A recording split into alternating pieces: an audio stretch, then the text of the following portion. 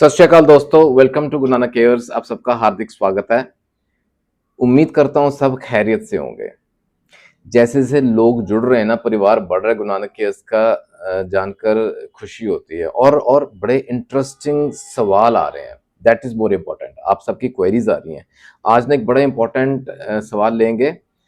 सवाल ये था कि अभी उम्र इतनी नहीं हुई है लेकिन दिक्कतें आनी शुरू हो गई। किस तरह की दिक्कतें? शायद आपने देखा सुना होगा या आप खुद भी ऐसा महसूस कर रहे हैं कि ऐसी दिक्कत आपको भी आनी शुरू हो गई है। What is that?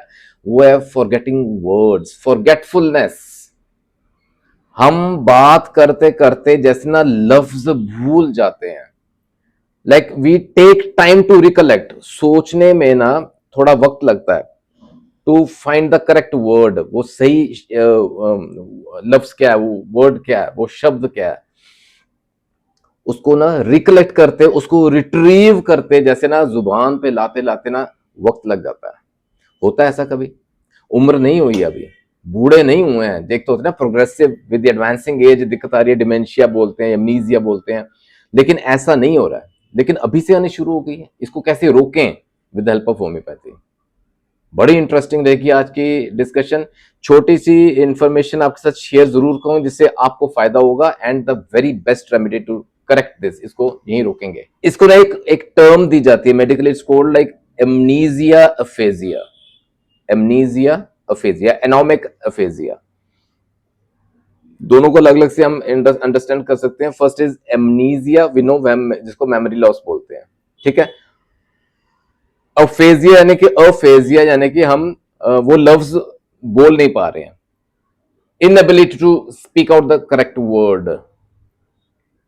ओके, याद रखिए, this is not a true memory loss. ये यादाश्त जैसे गुल हो गई है, बत्ती गुल हो गई है दिमाग की, वो नहीं है। फिक्र ना करें। It is just difficulty finding the correct word, यानी कि रिकलेक्ट करना और उसको रिट्रीव करना। हमारे ब्रेन में कहीं स्टोर हुआ है वो वर्ड, वो लफ्ज हमें मिल नहीं रहा।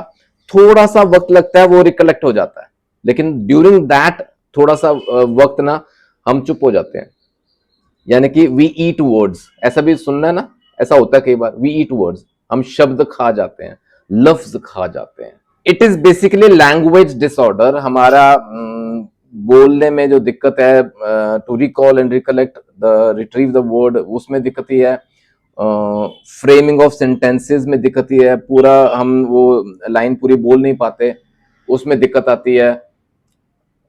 एमनीजिया फेजिया, इसके ना कुछ इंपॉर्टेंट सिम्टम्स मैं आपके सामने रखता हूँ। वेरी फर्स्ट सिम्टम तो यही है कि वी ईट वर्ड्स, हम खा जाते हैं। अच्छा, बंदा जो है ना वो बोलता बड़ा फ्लुएंटली है, बड़ा सही बोलेगा, उसको ग्रामेटिकली कोई मिस्टेक नहीं है, ग्रामर सही होती है, लेकिन उसमें नाउन और वर्ब वो खा जाता है, वो बोल नहीं पाता, वो मिस कर जाता है वर्ड्स। इसको बोलते हैं एम्प्टी स्पीच। ठीक है, सेंटेंस बोलता है, बीच में लफ्ज खा जाता है। अच्छा, दूसरा इंपॉर्टेंट सिम्टम है tip of the tongue feeling. ये जनरली आम यूज किए जाते हैं ये phrases. Tip of the tongue feeling कि हमारे ना रसना पे आ ही रहा है, हमारी जीभ पे वर्ड आ ही रहा है लेकिन आ नहीं पा रहा, हम उसके आस पास ही हैं कहीं। फिर होता है वर्ड फाइंडिंग डिफिकल्टी, वो लफ्ज को ढूंढने में ना दिक्कत आ रही है, उसमें द करेक्ट नेम, बंदे का नाम, जगह का नाम, कोई सी ऑब्जेक्ट का नाम, वो हम भूल रहे हैं, वो आ नहीं रहा हमारी जुबान पे। ठीक है, then we call it another term, एक और सिम्टम, एक और टर्म कह लें सर्कमलोक्यूशन। सर्कमलोक्यूशन यानी कि जो मेन लफ्ज है ना उसके ना इर्द गिर्द हम घूम रहे हैं। We are trying to find out, वो हम सोच रहे हैं, दिमाग पे जोर डाल रहे हैं कि वो लफ्ज क्या था, वो जुबान पे आ नहीं रहा, उसके आजू बाजू घूम रहे हैं। एक सिंपल सी एग्जांपल से आपको क्लियर हो जाएगा। जैसे फॉर एग्जांपल, बंदा कहना क्या चाह रहा है, वो वर्ड क्या है वो आप खुद गेस कर लेंगे, लेकिन वो बोलता कैसे है कि वो वाली चीज, वो जिसमें हम पानी पीते हैं, फॉर एग्जांपल, है ना, जिसमें हम पानी डाल के पीते हैं, क्या वो वर्ड है? ग्लास। बेसिकली वो ग्लास जो है ना, वो वर्ड उसके दिमाग में नहीं आ रहा, लेकिन वो ऐसे बोल रहा है, ऐसे एक्सप्रेस कर रहा है कि वो क्या है जिसमें हम पानी डाल के पीते हैं। समझे? सर्कमलोक्यूशन बोलते हैं जिसको। लेकिन देखिए, इसके बिना मैंने जैसे शुरू में कहा, फिक्र ना करें, it is not a very serious disorder, लेकिन इसको हाँ रोकें बिफोर इट बिकम्स सीरियस। इससे ना हमारी इंटेलिजेंस पे फर्क पड़ता है? नहीं पड़ता है। This is a plus point, it does not affect our intelligence, हमारी इंटेलिजेंस पे फर्क नहीं पड़ता, वो वैसी की वैसी रहेगी। It is just a word impairment, speech impairment कह लें स्पेसिफिक लैंग्वेज इंपेयरमेंट है ये, और ये माइल्ड फॉर्म रहता है। जैसे मैंने कहा it is not a true memory loss, नहीं, इट्स अ माइल्ड इंपेयरमेंट, इसको यही रोक सकते हैं हम विद हेल्प ऑफ होम्योपैथी। ठीक है, I hope the situation is clear. हम किस मुद्दे पे बात कर रहे हैं आपको क्लियर है, ठीक है ना? Anomic aphasia, right, amnesia aphasia. अब इसकी जो सबसे नंबर वन रेमेडी है, the single best remedy for amnesia aphasia is undoubtedly plumbum metallicum.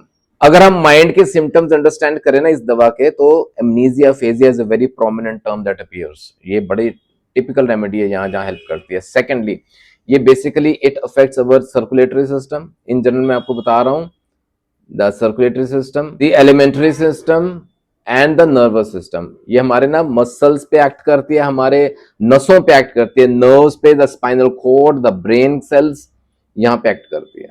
कुछ और इसके सिम्टम्स समझिएगा।